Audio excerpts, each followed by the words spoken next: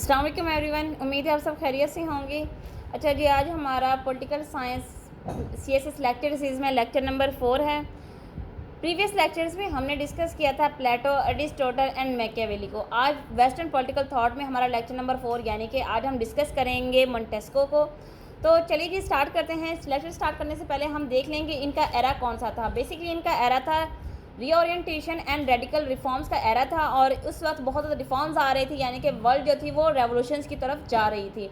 अगर इनकी बर्थ की हम बात करें तो बर्थ इनकी होती है 1689 के अंदर, और इनकी डेथ का ईयर बताया जाता है 1755।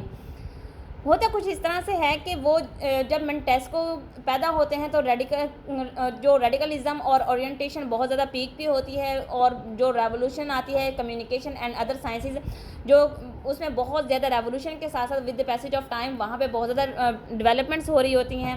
तो होता क्या है, उस वक्त बहुत ज़्यादा टॉपसी टर्वी होती है हालात के अंदर।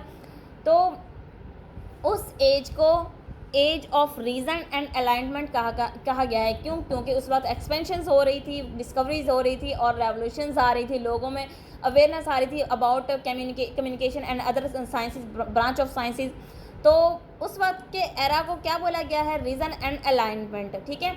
अब बेसिकली मोंटेस्को का जो बर्थ प्लेस थी वो फ्रांस थी। तो वहाँ पे होता क्या था, उस वक्त जो वहाँ का गवर्नमेंट सिस्टम था या स्टेट सिस्टम था वो एब्सोल्यूट मोनार्की था, और चर्च को बहुत ज़्यादा डोमिनेंट हासिल थी।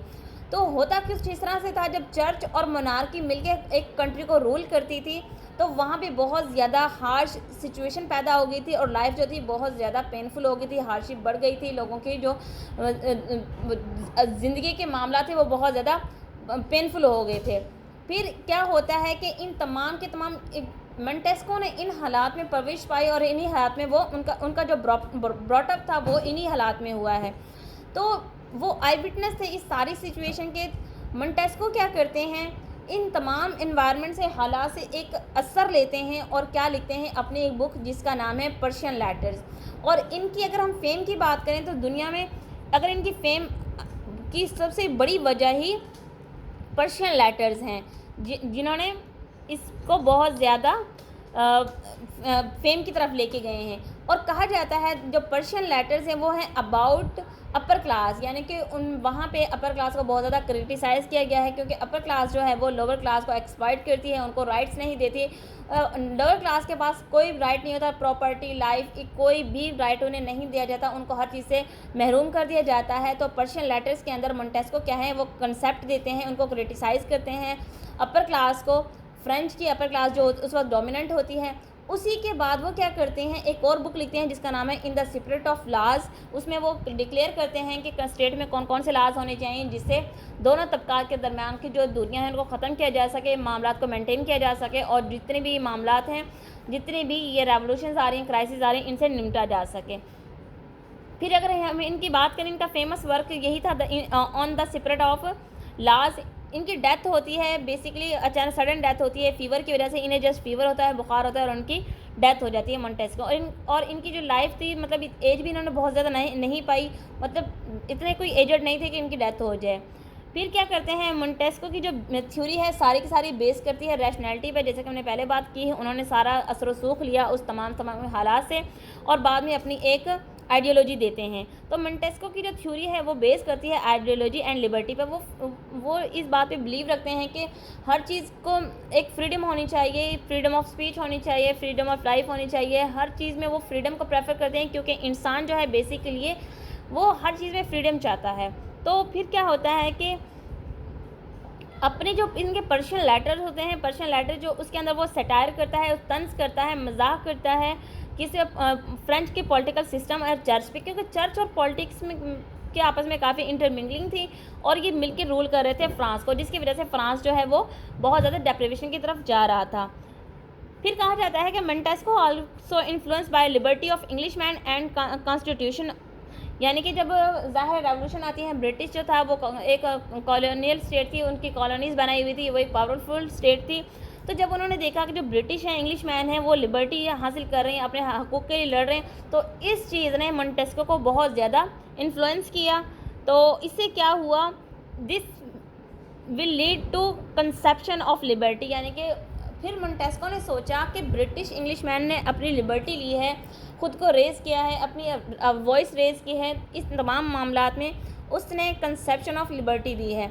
अगर हम बात करें रिलेटिविटी ऑफ ह्यूमन इंस्टीट्यूशंस, तो वो कहते हैं कि ह्यूमन नेचर इस बोथ टाइप, यानी कि इंसानी नेचर है उसकी दोनों किस्में हैं। हम ये नहीं कह सकते इंसान बाय बर्थ अच्छा होता है या बाय बर्थ बुरा होता है, उसके अंदर दोनों चीज़ें डोमिनेंट होती हैं। फिर जो उसे एनवायरनमेंट मिलता है उसके अकॉर्डिंगली अपनी वो नेचर को मोल्ड कर लेता है। ह्यूमन नेचर के अंदर यूनिफॉर्मिटी एंड डाइवर्सिटी भी बहुत ज़्यादा प्रोमिनेंट पाई जाती है। वो कहता है कि इंसानी नेचर को, ये लॉज, इंसानी सेटअप को, ज़िंदगी, ह्यूमन लाइफ को 3 लॉज के अंदर काम करना चाहिए।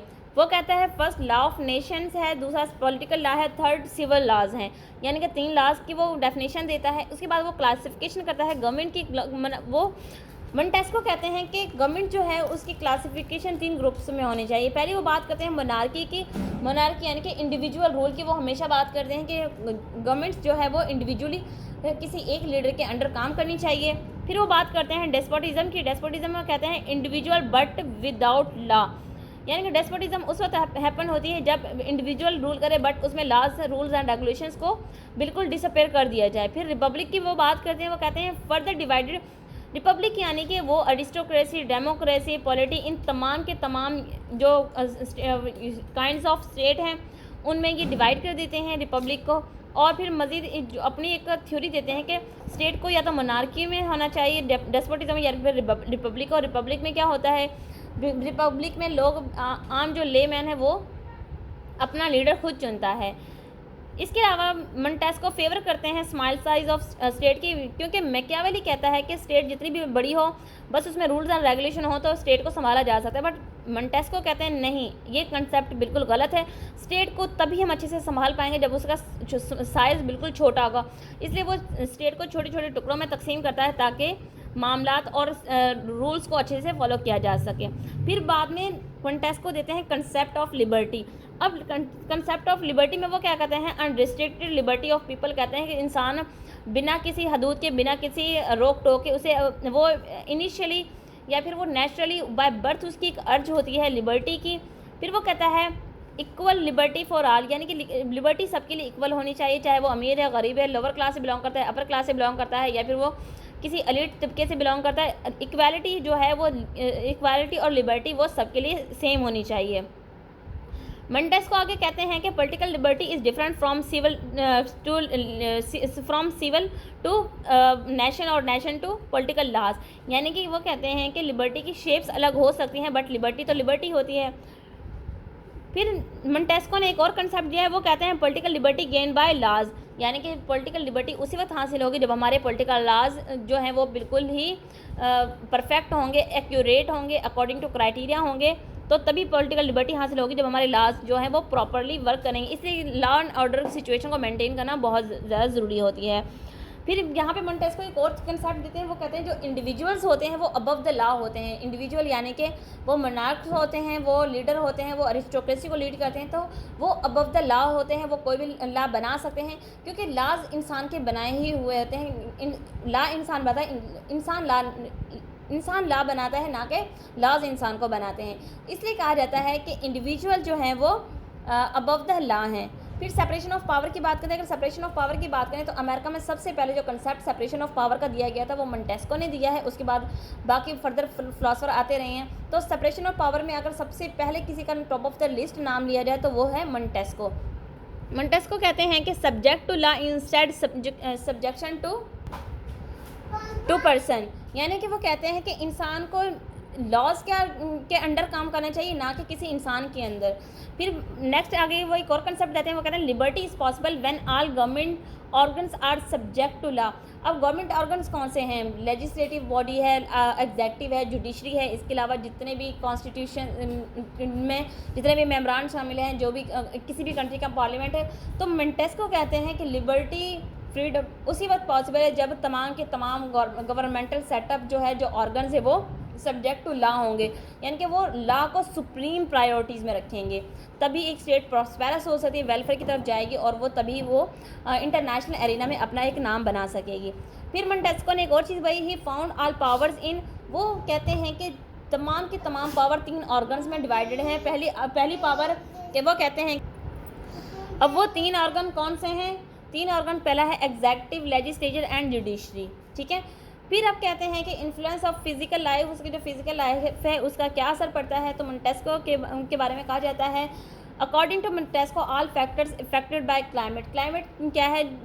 क्लाइमेट जो है बहुत ज़्यादा इफेक्ट होती है इकॉनमी पे, किसी स्टेट की प्रॉस्पेरिटी पे, वहाँ के क्राइम रेट्स पे, जितने भी एरियाज़ हैं उन तमाम पे क्लाइमेट बहुत ज़्यादा असर रहती है। क्योंकि जो हॉट क्लाइमेट एरियाज़ हैं वहाँ के पीपल का टेम्परेचर बहुत ज़्यादा हाई होता है, वहाँ पे क्राइम रेट ज़्यादा होते हैं। जहाँ इसके अलावा कोल्ड एरियाज़ की बात करें तो कोल्ड एरियाज़ में क्राइम कम पाए जाते हैं, और वहाँ पे जो as compare to other hot areas वहाँ पे क्रिमिनल्स और इनकी मेंटालिटी के लोग कम पाए जाते हैं। तो क्लाइमेट जो है बहुत ज़्यादा इफेक्ट करती है इंसानी मेंटालिटी को।